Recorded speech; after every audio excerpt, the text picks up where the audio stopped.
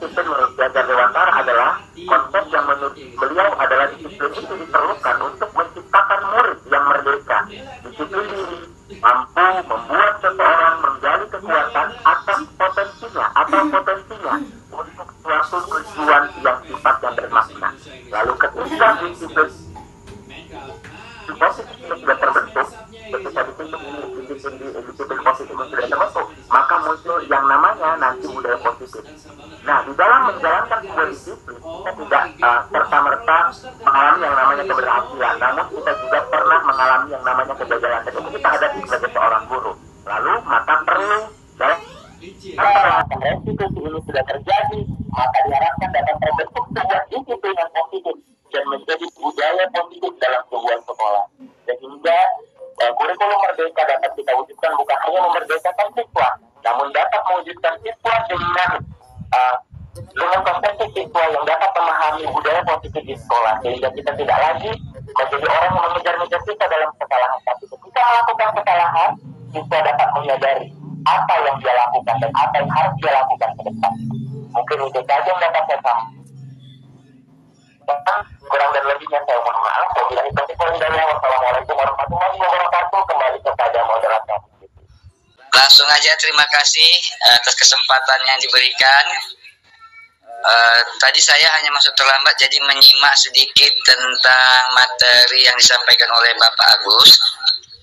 Ini hanya sekedar pertanyaan ringan, masalah tentang hukuman tadi ya. Jadi kalau sekarang ini kan tidak lagi metodenya hukuman dalam bentuk fisik ya, seperti yang tadi sampaikan, menjemur di bawah matahari, hormat bendera, atau membersihkan kamar mandi.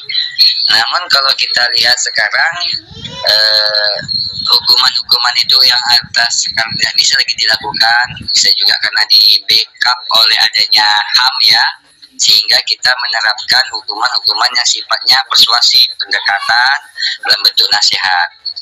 Nah, dari beberapa pengalaman, ada beberapa karakter siswa yang dia tidak bisa masuk dalam bentuk nasihat. Artinya, perbaikan karakter siswa yang diberi nasihat atas kesalahan yang berulang itu tidak mempan.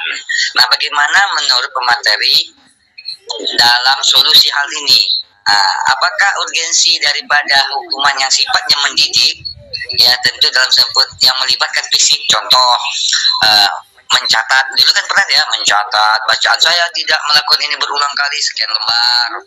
Ya, kemudian mungkin dalam hal berdiri di meja, kemudian diberi kasih jawaban baru dia boleh duduk. Sebatas mana urgensi dari hukuman fisik? Apakah tidak lagi diperlukan? Bagaimana menurut pemateri? Mungkin itu saja. Untuk karakter orang tertentu yang tidak bisa kita kasih nasihat sampai 10 kali pun tetap juga nggak berubah. Nah, seperti itu. Terima kasih. Izinkan kami untuk menjawab pertanyaan dari Bapak Ibu. Baik, pertanyaan yang pertama akan dijawab oleh pemateri kita, Pak Agus. Saya persilahkan Pak Agus untuk menjawab pertanyaan dari Pak Ujunu. Oke, baik, terima kasih, Ms. Desi.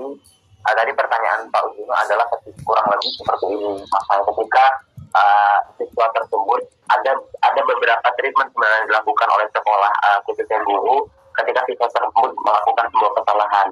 Sudah nggak bisa diterima kali siswa. Ini pertanyaannya juga ada pada saat kami CDC. Apakah jalan yang diambil pada akhirnya adalah mengeluarkan siswa tersebut dari sekolah sampai itu pada titik akhir yang kita harus ambil itu.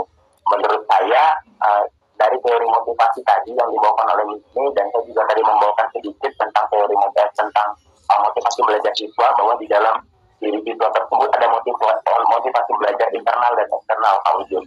Jadi saya yakin dan percaya bahwa ketika kita menangani siswa, pasti ada hal-hal yang membuat dia merasa tersentuh gitu. Selain memang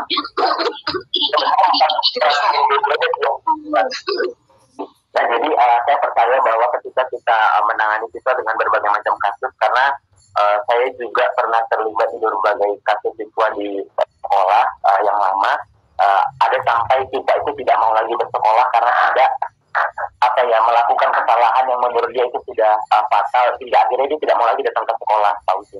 Nah, jadi ada beberapa hal pendekatan yang kita lakukan. Tadi juga bisa persuasif. Lalu beberapa apalagi yang kita lakukan kalau udah sampai mentok dia nggak mau dan memang betul-betul tidak mau mendengarkan kita. Saya pikir bahwa bagi manusia kita punya naluri yang nanti akan kena sama kita.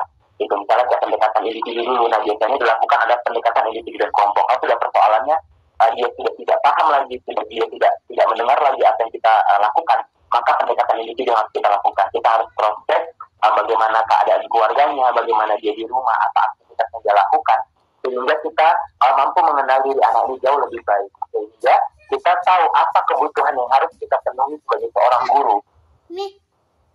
Ketika ada krisis kepercayaan terhadap orang lain, seperti itu. Nah, itu yang harus kita lakukan adalah yang pertama pendekatan dulu menurut saya. Lalu bagaimana peran dari stakeholder yang ada di sekolah, terutama guru BC dengan WKS kesiswaan. Nah, ini sangat penting sekali, Bapak, sehingga dia dapat mencari tahu apa sebenarnya persoalan yang dilakukan oleh anak. Kalau bisa home visit gitu. Nah, jadi saya pernah menangani anak itu, rumahnya di pinggiran dan sekitar rumahnya itu adalah pecandu narkoba, di mana anak tersebut ketika pergi ke sekolah, dia diantar orang tuanya naik beca gitu. Setelah dia turun ke sekolah, setelah dia diantarkan sampai ke sekolah, dia cabut seperti itu, dan itu terus berlangsung. Sehingga saya harus melakukan home visit di sekolah dan melakukan keyakinan kepada orang tuanya bahwa apapun yang dilakukan berikutnya ini harus kita tangani bersama gitu. Jadi orang tua tidak mau tahu, kita harus mau tahu karena ini anaknya. Jadi peran kita terbatas di sekolah hanya beberapa jam. Selebihnya apa? Selebihnya dia akan pulang kembali kepada keluarganya. Jadi menurut saya hal yang bisa kita lakukan adalah pendekatan secara personal, kita teliti dulu. Lalu yang kedua adalah yang dilakukan oleh stakeholder berikutnya. Bukan hanya gurunya kita saja, tapi berikutnya dilakukan oleh wakil kepala sekolah bidang kesiswaan atau melalui guru BK yang sudah lebih paham atau memahami